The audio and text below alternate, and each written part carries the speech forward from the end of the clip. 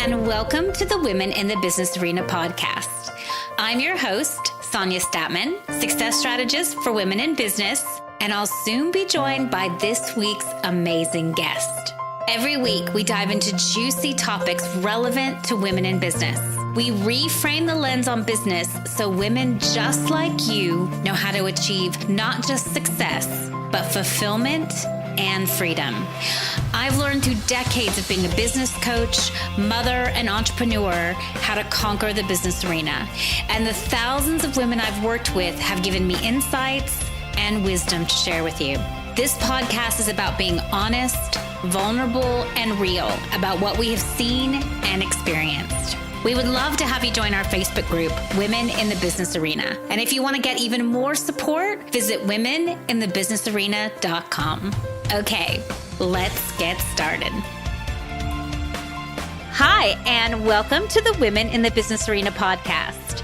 I'm your host, Sonya Stattmann, and I'm here with my beautiful, not co-host, but another amazing woman, Anna Kochakova.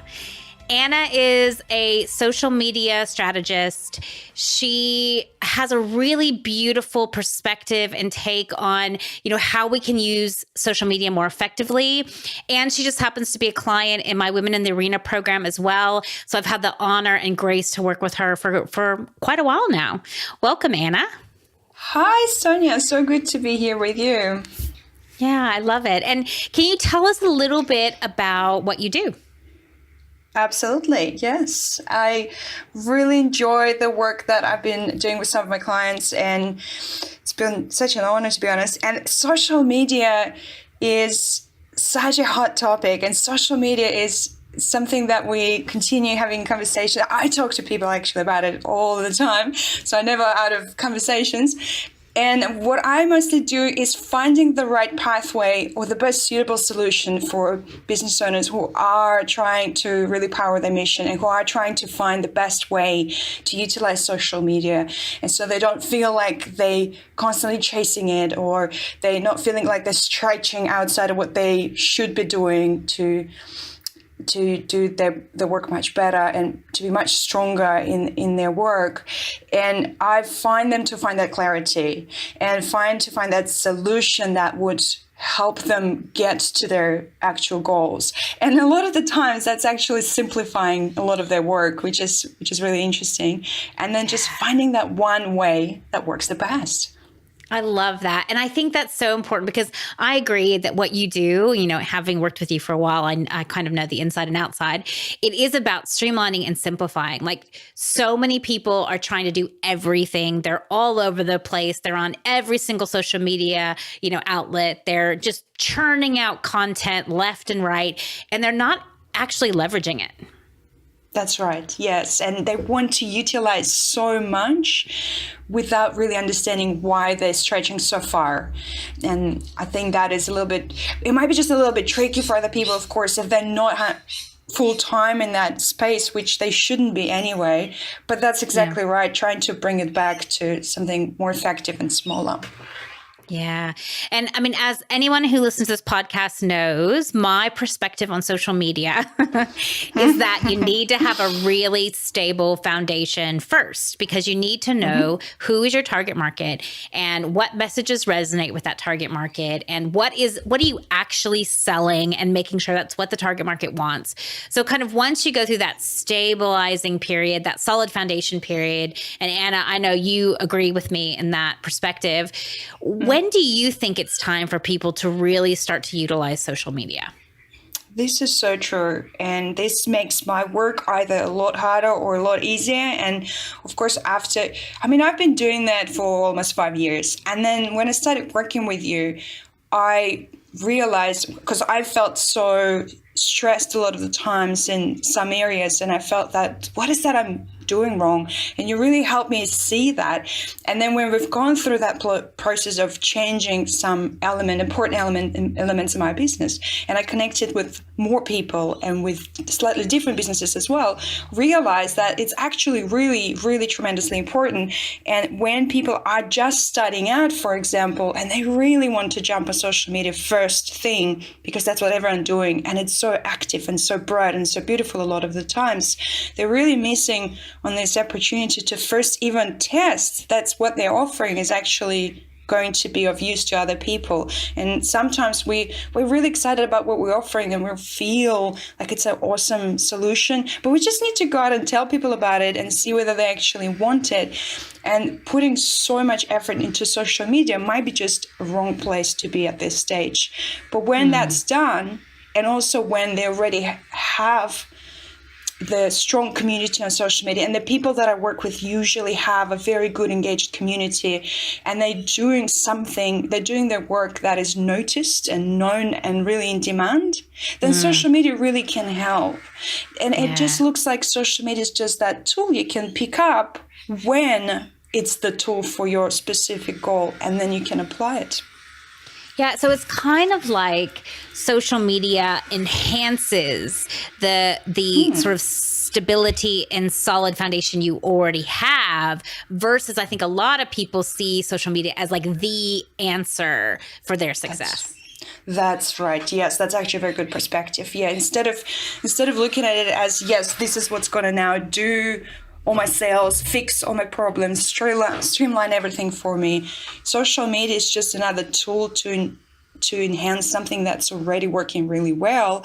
And also a lot of the times people are still doing it themselves, and it continues growing and it's working great. And it's time to step back and stop spending so much time in the lane that is not theirs, trying to learn the skills that they don't enjoy. And then that would be perfect time to delegate it and put in a very good, strong strategy. So it's not all over the place, but rather serving one specific goal. Yeah, I love that. And I love that you said that it's really about, I can't remember the exact words you used, but it's really about taking something that's working really well and leveraging that. To me, that is absolutely the place of social media. And so, like, what is your experience? Because I know I love your perspective on social media, because, even your branding is all around good social and the benefits that social can have. And so tell us a little bit about that, because obviously there's some negatives around social media as well. What are some of your perspectives on the good versus the negative? Yes, this has been such a personal journey for me, and I still see it very personal. And just meeting people in everyday life who would take camps. They would either join the camp, I hate social media, or they join the camp, I love it, and I'm spending all my time there.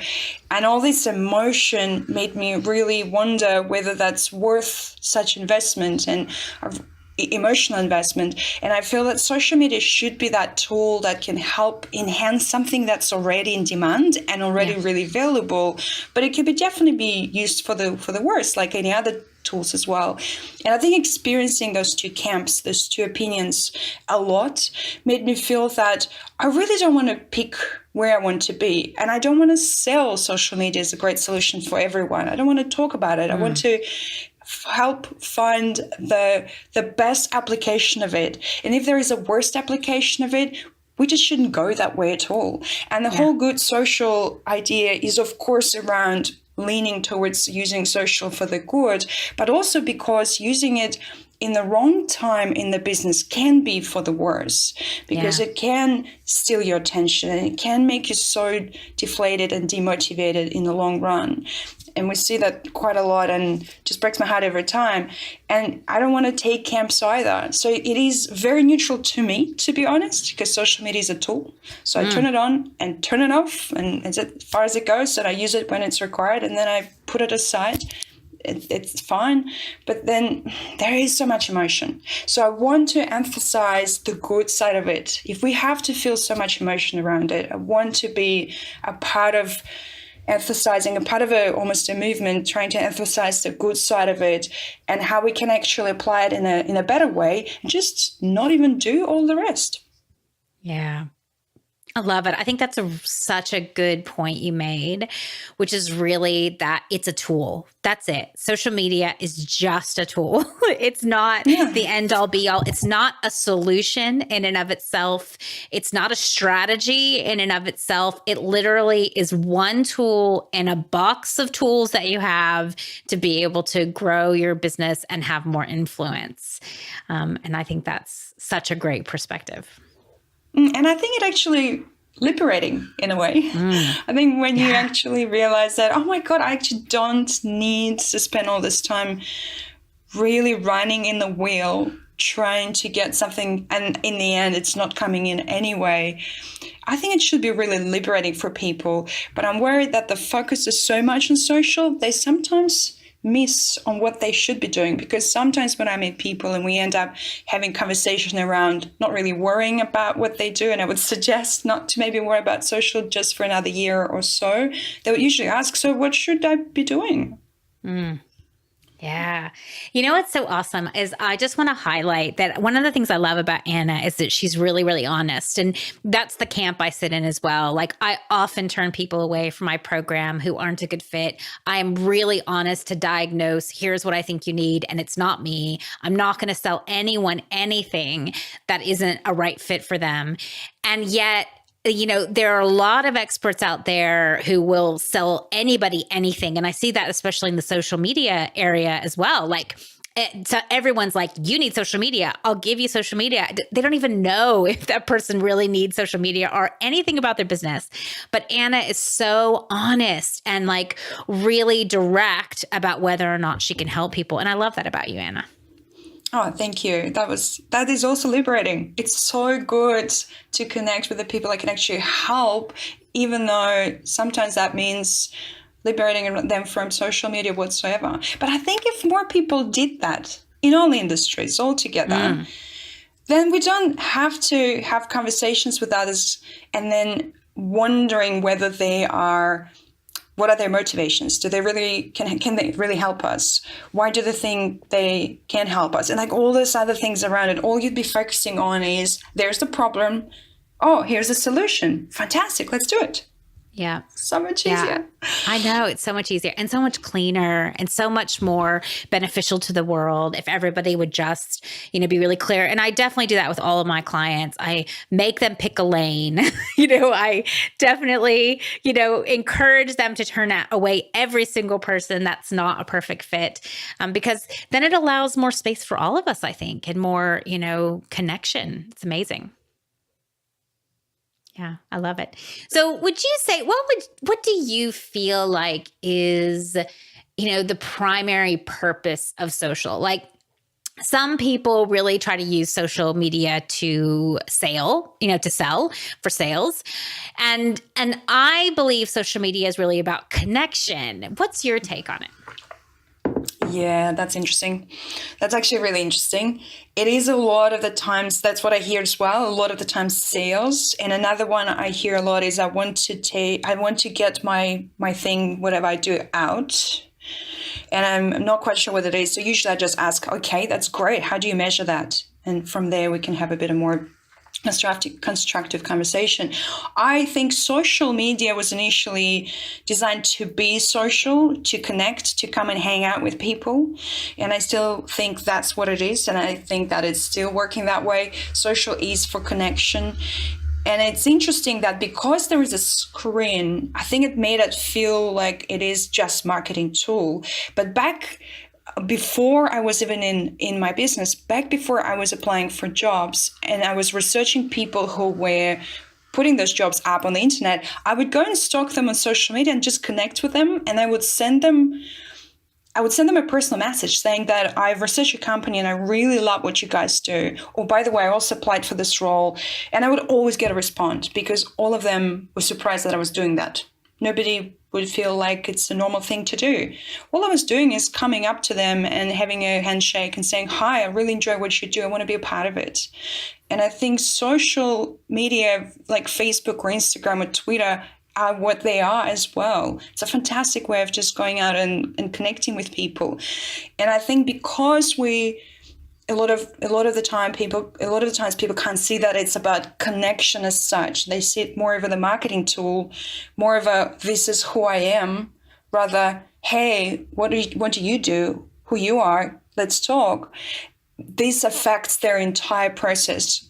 This affects their posting and their ads, and then their results and their outcomes because of that as well. And it all comes from that beginning. It all starts from that very mindset of how you treat social media. So I absolutely think it's about connecting.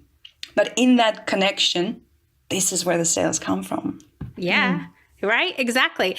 And I think, sometimes it's so interesting because sometimes people get really stuck in the online space, same with my clients. They get really stuck in the online space. And then I have to tell them, actually go to a networking meeting or go someplace face to face so that you remember what it's like to connect with people and then use that same kind of connection online. Oh my God, yes, that's actually so true.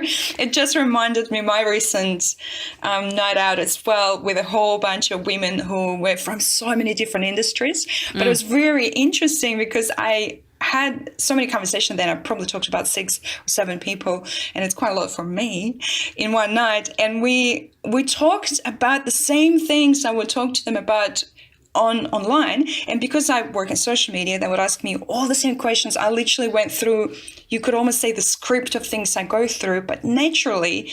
And it just reminded me how similar it is to online world. And just because there is a screen, it changes everything. Yeah. Well, and that's why I feel we have to really shift. Like, what I think social media is so good for is to, it does allow you to have some leadership and to, really allow people to see inside of who you are and what you're about in terms of your business and your values and your mission. But I think that the true purpose of social media for a business is connection. And when we're real, when we actually care about the person we talk to, and we actually are interested in them, you wouldn't go up to someone in a networking event and be like, you just spurt out everything you do. I mean, maybe there are some people like that, but it's not going to win you many friends. I remember I used to have people who come up to me at a networking event and they just shove their business card at my face and I wouldn't take it. I wouldn't take it. I would be like, no, that's not how you approach someone. And I would tell them that because they need to be educated on it. But I think, that's what people do. It's that's the comparable thing they do online. They just shove their business card in your face. They vomit on you all of the stuff they are about their business and who they are. They don't in any way get to know you, or there's no interest. And I think that's, the beauty of what we are able to do on social media is we're actually able to connect with people that are in any country in the world. Oh, yeah. Yes, that's actually a really, really good point as well. You can not really worry about so much living in one country and selling in another one, for example, because the connection just happens across the board. And it's very interesting you mentioned about people and their business cards. And it's almost about how you frame that conversation that you're having, because it can happen online very similarly as well. And that happens in groups, I think, a lot on Facebook when we come in for networking and then everyone has this idea of networking is how many business cards you're going to collect, or people are a little bit pressed or pressured, I would say, into having some sort of productivity or outcome of gathering in this networking. And networking becomes this difficult space to be for people who, for example, don't have that much energy, for example, or who want a genuine, very strong, deep connection instead of a few business cards. So that might be actually something that's happening in offline world as well, and we might need to work with as well. Yeah. So what would you say, in order for you to have the people that you're able to best work with, best leverage, best use social media so that it really impacts and grows their community, what are some of the key pieces that you would suggest people have in place? Because I think not enough social media people are talking about, sort of what's the foundation someone needs before they enroll you, before they invest in, getting a real return out of social media. Yes, good question. It's very interesting. I think this almost comes down, there is no black and white thermometer kind of situation. I can't tell someone you have 1,000 people on Facebook, so you're good to go. But I definitely can say that if you have a really good community, if you're offering something really in demand and you've tested it over and over again, this can be an offer, a service, or a product. It actually doesn't matter what you're offering so much. It really matters what impact it offers rather than the actual thing that you give people. And for example, I work with a museum, and their work is so important to their followers and to just the community in terms of where they are located and in terms of the people who are really interested in the history and aviation and so on and so forth. And they have that community, and all they offer them is information most of the time. There's, of course, events and other things, but it's mostly that information and the place to come and be together to honor veterans and to honor history. And this is very stable foundation. If we try to break it apart to understand, what is so good that's working there, is one thing that they really know their target market. And I know that when marketers start talking about target market, everyone's thinking, we got to go through the same stuff again. But it is a lot easier than that and a lot simpler than that. They just really know that who are those people who want to know more about history. We know history buffs. We know what they look like.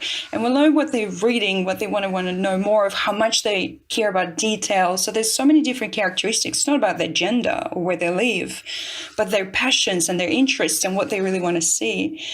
And this is one of the biggest importance, I think. And then the community that they've created on Facebook is quite large. But whether it's 1,000 people or 20,000 people, it doesn't really matter that much. But we know that it's a community completely consisting of history buffs who are coming to this particular place for this particular knowledge that we're providing them with.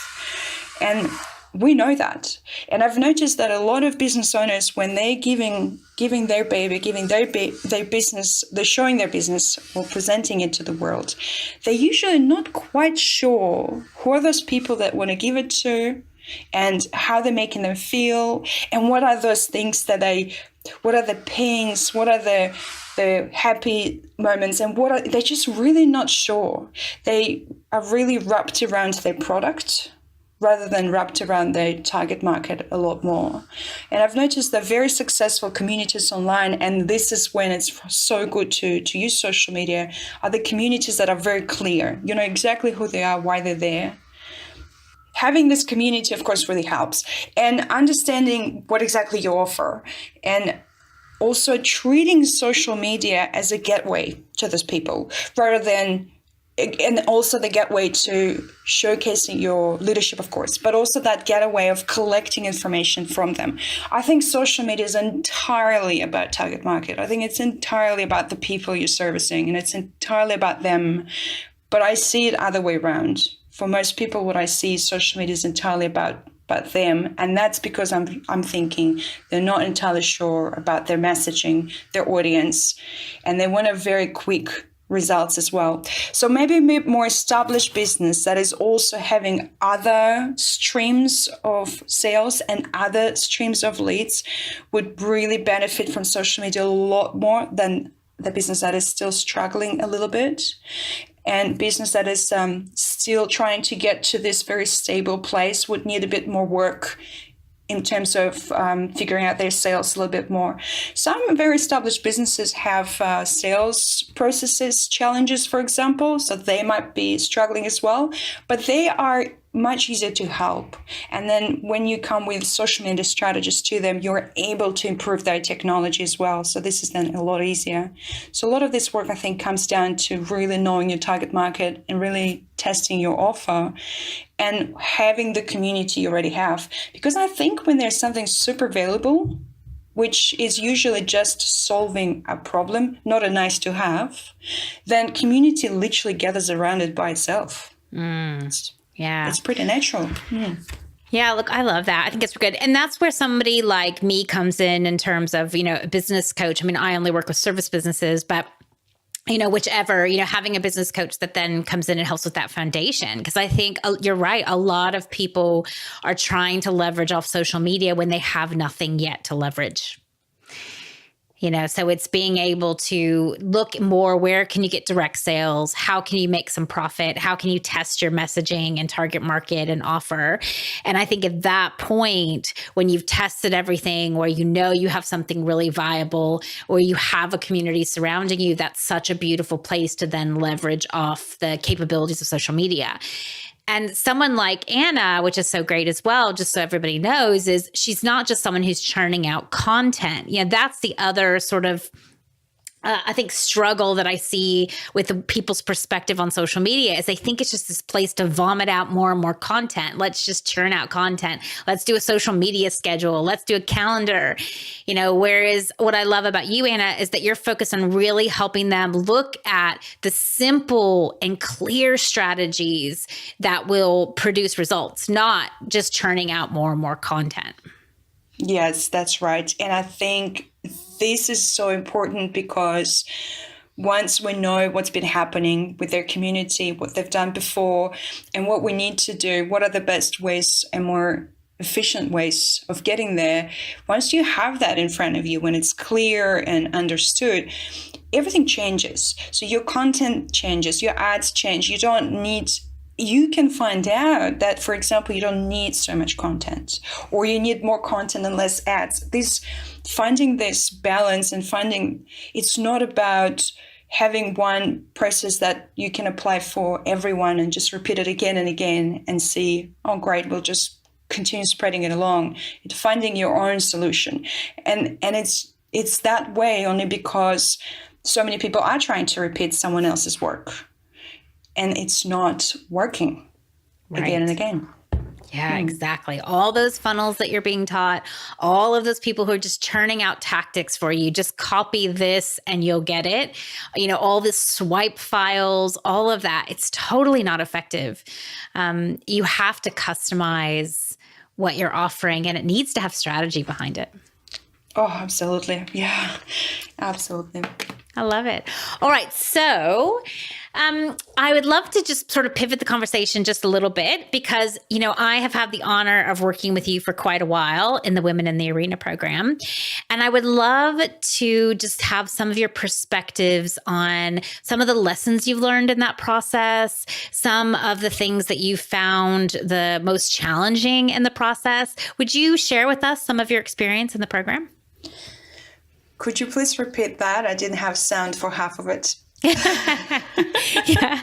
So since you've been in the Women in the Arena program for a while, I thought it'd be awesome for you to just share, some of the greatest lessons you've learned in the process of the journey, just, what you've learned about yourself, what you've learned about your business, and maybe also some of the challenges you've experienced, and just share a little bit about what it's been like. Oh, yeah. Yeah, that has been such a profound experience for me. And I did come into this with very strong desire to change something. For me, the whole beginning was I have no idea where to start. I never worked with a business coach before, and most what I've seen on social, being there quite often, I've noticed that people are selling a lot of marketing. I am in marketing. I didn't want to do more marketing. So for me, it was almost like, okay, I'm missing something. I'm really missing something here. And I've been in my business for a few years now, so I felt like this is really odd. I've been doing it. What is happening? Why I'm not in the place I want to be? And I stopped enjoying it. So I came from the place of feeling that maybe I should be doing something very different. And my challenge there was to really open up and let myself accept that I am off the path and I'm not understanding where should I improve, what I should change. And because the majority of people would be always saying that it's all about marketing, you're not doing the right leads gen or the right funnel or a webinar or something else. None of that felt right. So thankfully, I actually never really jumped into any of that. I've done some of the content production, like crazy spurs of content production and some of the conversations, but thankfully I never really jumped into this too deep before it was too late, if I can say that way. But it was just so interesting, and that the fear of getting into it's almost like letting someone now almost take apart something you've always known and point at things that you already felt, but you just didn't want to look at. And that was pretty challenging for me. And I remember this very first conversation we had, and I said something along the lines of, oh, maybe I just shouldn't even be in this industry. And we had many conversations about, but how you feel about being in it. Is it what you want to do? And I'm like, I do. I really want to do it, but I don't feel like I'm impacting anything. I don't feel like I'm doing anything with it. It's just not satisfying. And the biggest change for me was, of course, we've, of course, done a lot of changes in the business, such as the structure and the packaging, which was fantastic. And actually, initially, I thought that would be it in terms of you just pivot one element in your business and things just flow. And I didn't expect how deep that would go. And especially for me, and I'm pretty sure everyone's very different, but I've noticed that a lot of women feel their businesses, and it's such a personal journey for us. And a lot of us, we really, especially creatives, we really want to be a part of something bigger than what we are. It's not about making the money in itself. It's about actually influencing something. So you wake up in the morning super excited and you just really want to do it. And at the same time, you want to continue being an example of financial success as well. And with all that together, you're juggling so many things, and it just becomes so challenging. So I think that was another challenge for me. But the whole process was very different for me. Given that I haven't worked with other business coaches, but I have spoken with so many of them were talking about improving marketing in many areas. And as I said, being in marketing, I just didn't want to do that at all. And when we started work with you, I really loved that we worked with the structure so much. And then we started digging into personal things when they came up. And that was really interesting because we've changed one thing and I was expecting, of course, some sort of outcome. And then something personal came in and I realized that the whole foundation, it's like a big building, which is my business. It sits on the foundation of me. And I really had to make sure that me is the one who wants the impact and the change. And another favorite thing on the same note was that I could actually make it any way I wanted it to be, or any shape or any flavor. I no longer had to be a lot like others. I have picked up along my years in the business similar structures and similar attitudes. So I wanted to have packages. I tried to accommodate everyone. I tried to take all types of clients and all types of industries at different stages in their business as well. And some of that was actually pretty successful, but a lot of it required just extra work and it was extremely hard. And most people were very disappointed with social media as social media per se. And I felt if they were so disappointed in social media, why I continue looking into it. And I think realizing that I can actually make any business. It doesn't have to be what I've seen. It can be mine. It can be so different. That was so transformational for me. And as soon as we changed the business model we had, and I decided that I'm no longer going to work with people that we've been working for a few months before our change, before our work together. I was so happy because I met new people straight away and I had a chance to test what we've created straight away. And it's just changed everything for me. I felt like, hold on a second, how did I know all that? This is crazy. So nothing changed in my expertise, but everything all of a sudden changed in my business and life. That was just so crazy. I know. I love it. And I love what you said. I mean, it's so true. The foundation of our businesses is built on the foundation of us. And I think not enough people recognize that sometimes if we have a really broken foundation, us, like our broken foundation, that we don't realize how deeply that affects the business. And so, sometimes people come in and we work on structures and that's absolutely where we start. But oftentimes we have to go and really deep into those deeper foundations in order to be able to shift what's happening there. That's right. And it actually also allows us to actually be ourselves. And that's because sometimes we can question when something is difficult, challenging, or not working. We might be questioning ourselves. And I questioned myself for so many years, feeling that I was doing something wrong. And this almost indoctrination, this can continue for a long time. And many people live with that. And they start losing who they really are. And I think that is really sad. But breaking this through helped for the real me come out. And so my expertise didn't have to change, and I didn't have to worry about, oh my God, I'm doing something wrong. It was about, I didn't let myself do the thing that I'm so good at. And I think that was really profound, because it was no longer my expertise, no longer my worth, no longer myself who were wrong. It was, I got stuck in the environment that I was in, and I was able to come higher or beyond that or above that and improve myself over time. But I didn't have to just feel so bad about it and not improve, because also if you're sitting there thinking, well, I'm just not good at it, you never move on anywhere. You just keep feeling sad and pity in this place.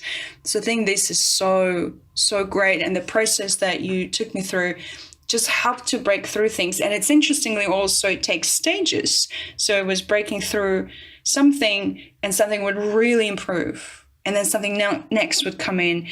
And when all this process is so incremental as well, and then when something came in, something more challenging or something new, I could fall back in what I've learned along the way. And that was actually one of the most profound moments, I think, because I felt, oh, okay, well, now all this process makes more sense, because now I get it. Now I see what we've done. Now when things actually change, happen, or there's any challenges, oh, I can now use the stuff I've learned. Oh, great. Now it all makes sense. Well, that's so good, right? Because I think a lot of people feel in the program that they're like, what is happening? What is Sonya doing? Like they don't always understand sort of the method to my madness. Yes. But yeah, I think once you've been in for a while, you get, this is what's happening, and this is why we're going in this direction, and this is what we're doing. And then, it becomes, I don't know, like an acceptance maybe even of what comes up and what happens next. Exactly. And I think because this process is, the only reason the process is so new and so different, because it is, but it's not because it's crazy or so differently outrageous, or we just all being, it's like going through high school or university. There's a standard you have to fit into. And if you're not fitting into the standard, you're either, I don't know, crazy, or you just don't fit in. You're usually a slow child, and people trying to fix you. And we're always trying to fit into, the corporate has a very similar flavor as well. And what we're working with, and what you help to go through, and this process, because why it's so different, is because now we're bringing up the real person out, rather than trying to fix them into the process that everyone wants to fix into. And I think that transformation is only possible through that. We can't change the world if everyone is sitting in the same box. It can't see outside of it at all.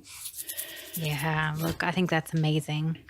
And one of the other things I've heard you say a few times, and I'd love for you to just describe the feeling of it or your perspective on it, is that that through this process, you've really achieved a lot more freedom. And I think it's more than just you have space and time and some freedom in your business. What's sort of your perspective or definition on the freedom that you've created?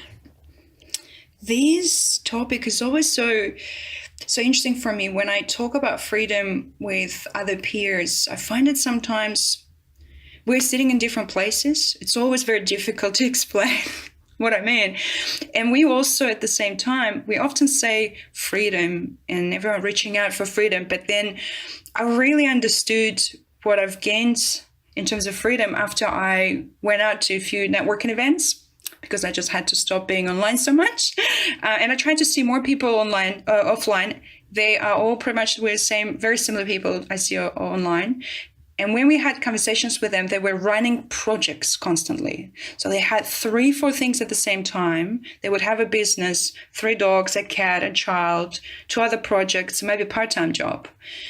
And we start a conversation with a chit chat, and they would say, how's your day been? And I would smile and say, it was great. It's been great, and it's a really nice evening. And they would say, oh, busy? And I would pause. And I keep doing that because I literally had a dinner with someone last night, and they also would say, so is your week busy, Anna? With a smile, with the expectation of me to tell them so, or so it feels. And I said, you know what? No, it's been really good. And the confusion on my friend's face told me everything. Oh my gosh, I know what you mean. I think, it's because we wear that busyness as like a badge, and we're like, yes, we're busy. Therefore, I don't know whether it's we're important or we're doing stuff or we're not lazy or whatever that piece is. Yeah, I find the same thing. It's kind of, I don't think people know what to do with it because they're so on the rat race. They're so, on that hamster wheel, moving, that when you tell them you're in business, and in my case, I've got kids as well. And, actually, no, I'm not that busy. People, they look at me straight. I go to the coffee shop and everyone's like, so what do you have on for today? And I'm like, oh, a little bit of work, a little bit of family, not much. And they're like, wow, like they don't know how to address it. And I think, that's the beauty. Like so many of us want to create freedom, and yet we either haven't achieved it, or even when we do achieve it, sometimes it's really challenging to embrace. Yes, I think leaving the shackles of busy is very hard. And I think it's intertwined a lot with our worth. There has to be something to do with the femininity of our lives as well. I don't hear men when I have a meeting and there's 3 men in the room and they say, how's your day been? Some of them can mention watching a football that day or having a meeting and then driving for 4 hours. And it's not like, oh yeah, this project is going, because they're so focused as well a lot of the times. And it's not the array of whole things. It would be busy with one meeting, for example. So I feel like, could it be something that this is what we doing to ourselves as well? I'm really not sure, but I think breaking through this and allowing yourself that freedom to finally not being so busy is really good. And also, I think it would be really worth mentioning, it's fantastic when you have this time finally, then you allow yourself that time and you're still financially great. And this comes together with, first it was, to be honest, fear. I freaked out. I felt like this is not right. Something is going to go very wrong because I have way too much free time. Okay, let's do something. But over time, you wear that off and it's all good. Yeah, look, and I find that's almost true for every single person that goes through the program as they start to actually achieve freedom. I mean, usually the first stage is everyone tries to fill it again. So they've got more freedom, and then they just try to fill all the holes again very quickly. And then as I keep talking about space and taking more freedom and not filling the holes, then they panic and go into fear because what do they do with that space? And then I think, you're such a great example of actually settling into it, because you really have, like, you've really settled into the space. You're enjoying your life. Like that's what I love about you. You do things that are fulfilling. You don't just make work your whole life. Yes, that's very true. And I did always felt like I wanted more time for little hobbies or for books. I just want to sit down and read a book. And somebody told me once, do you remember last time you could focus on the book for an hour? And that was a few months ago. And I thought, no, I actually do a page or two. That's a good call. And then I took half a day off for a book. And of course, first reaction was like, what are you doing? And over time, I'm now doing it pretty often. This is so amazing. And I actually don't need to wait for retirement to do those things. I can do them all at the same time. I love it. It's so beautiful. Yeah. And do you find, because one of the other things I feel in the journey of working with you, and I've seen in a few others as well, is that there's a lot of peeling away of layers. Oh, yes. Yeah. It's an onion. And that so much of that peeling is also what leads to the freedom. Oh, yeah, it's a very good call, actually. It's similar to those, to the analogy that I had of going through a challenge, breaking through, going through another one. And it is different areas, because I think we have many. It's not like you remove one obstacle in your life and everything changes.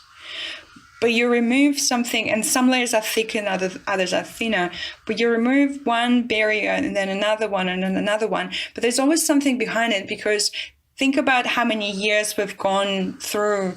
So the years that we spend on Earth and things that's been happening in our lives from childhood to as when we're growing up to moving to schools, universities, and jobs.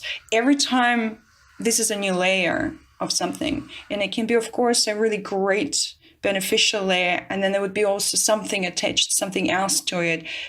And we of course just move on through, say, university and never look back. But there could have been something there. There could have been a teacher who was really beneficial for your development, or there could have been something more evil and things gone not as bright, and you have to later come back to it and remove that barrier because it's created something, some sort of attitude of fear or something else. It's definitely like peeling layers. It's a very good analogy. Yeah, I love that. And I know in my experience, there's always another layer and there's always more layers to peel. And the more that I peel them, the more I'm more aligned with my core self, I think, and who I actually am. And then that allows me to really be able to feel freedom. Like, I guess for me, freedom's really been defined by choice. Do I have a choice? Am I experiencing a moment where I don't have to choose for someone else or for something else or for obligation or for indoctrination, but I really have full freedom to choose for myself? That's a good one. I like that freedom of choosing. Yes. I think that's what it gives you. And I think that process actually allowed me, because you start from choosing people you want to work with, not just because you feel like you want to work with them, but you can help them. And you make a choice that you cannot help everyone in the world, but your biggest impact is with the right people who can then, of course, impact others as a result. I think that choice is really, really important. And then all other areas as well. Yeah, I think that's great. I love it. Thank you so much for joining me, Anna. It's been an absolute pleasure having a conversation with you. Any last thoughts or any tips or anything that you might give the listeners? I think my greatest learning is to really try things. And there is when I was trying to find help, I really knew I needed help. And there's so many people I talked with, and some people felt that admitting that you need help means that you're somehow less worthy and somehow your expertise diminished and you just don't know enough. But we are running so many different hats in the business, and we are very good at what we're doing, but it doesn't mean that our accounting is amazing or business structure or social media or something else. And we're always learning those skills along the way. So I think the fear of coming across in a particular way could stop people from looking for help. Like, that can be anything. They might be looking for a therapist, a nutritionist, a business coach, but that can really prevent us from doing it. And then asking a lot of peers around sometimes can be very challenging as well because of their fears. I would really recommend for everyone to really feel for what they need and want, what they want to achieve. What is that they're giving them the most pain? And just start little by little finding that help. Because I've noticed how many times people rely or run towards social media when they really need something else. And they don't always recognize it. Just maybe spend some time listening to it. It can be really hard. I know it's a very new skill for many people, and asking around is what we usually do, but rely still on your gut feeling. I think that might be really helpful. Yeah, I love that. And I also think that's important to recognize that being good at your expertise does not mean you have to be a genius in all areas of your business. We all have to know our lane, and we all have to get help and seek out support in areas that are not our lane. And I think that's a really beautiful sort of end. Oh, and I really wanted to say that actually as well. I think that if everyone is doing it, it just doesn't mean that that's what it is. I think just because something is a majority doesn't necessarily, it can be, but doesn't necessarily mean that's your solution, no matter what area it is. Yeah. Yes, I love it. All right. Well, thank you so much for joining us. Thank you, everyone, for listening, and we will see you next week. Thanks so much for listening to the show. Add to the conversation in our Facebook group, Women in the Business Arena. You can also access all of our episodes and some great resources at womeninthebusinessarena.com. Our mission is to arm more women with the tools, strategies, and know-how to navigate the business arena with ease. We need more women in power and with the resources to change the world. If you are enjoying the show and want to support our mission, please help us spread the word. You can write a review on iTunes or share it with your friends. A huge thank you to all of you who've commented, reviewed, and shared our show. We are so appreciative of your support. Okay, see you next week.